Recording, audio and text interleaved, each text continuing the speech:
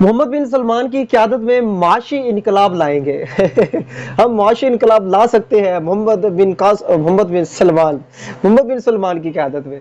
تو جناب یہ دیکھ لیں، یہ ہوتا ہے اصل پالشیا، اس کو کہتے ہیں.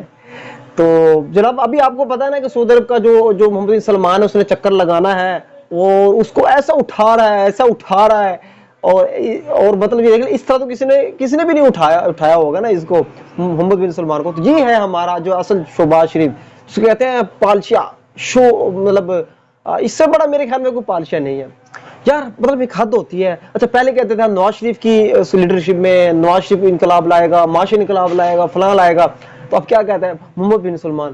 او میرے بھائی، پہلے اپنے جو اندرونی طور پہ جو لوگ تھے ان کی بوٹ پالشیاں کرتے تھے، تو آپ ان کے بوٹ پالشی شروع کر دی ہے. تو میرے بھائی دوستو، یہاں سے کیا اندازہ ہوتا ہے؟ یہاں سے مجھے ایک بات سامنے آتی ہے کہ ان لوگوں کا اپنا کوئی نظریہ، کوئی سوچ، کوئی منشور کچھ بھی نہیں ہے.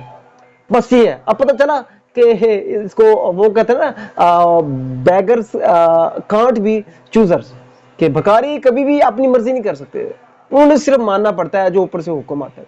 تو آپ یہاں سے اندازہ لگا لیں کہ ہمارے جو شہباز شریف صاحب کا اس بیان سے مطلب کتنا مذائقہ خیز بیان ہے. اور لفظ یوز کے معاشی انقلاب اور بھائی یہاں تو لوگوں کو روٹی نہیں مل رہی، یہاں تو گندم نہیں مل رہی، یہاں تو اتنا برا حال ہے بھائی. وقت کا ایک غریب آدمی ایک وقت کی روٹی کھاتا ہے، دوسری وقت کی نہیں کھاتا.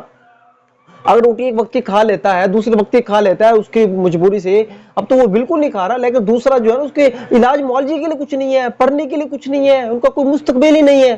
اور آپ ابھی بھی وہی امیدیں لگائے بیٹھے ہیں کہ باہر سے کچھ آئے گا، باہر سے ہمارے کو پیسے ملیں گے تو ہم اس کو انقلاب. اور بھکاری بھی کبھی مطلب بھیک مانگ کے بھی کبھی انقلاب آیا؟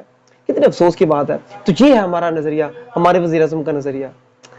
ہائے ہائے ہائے، بس کیا کہہ سکتے ہیں.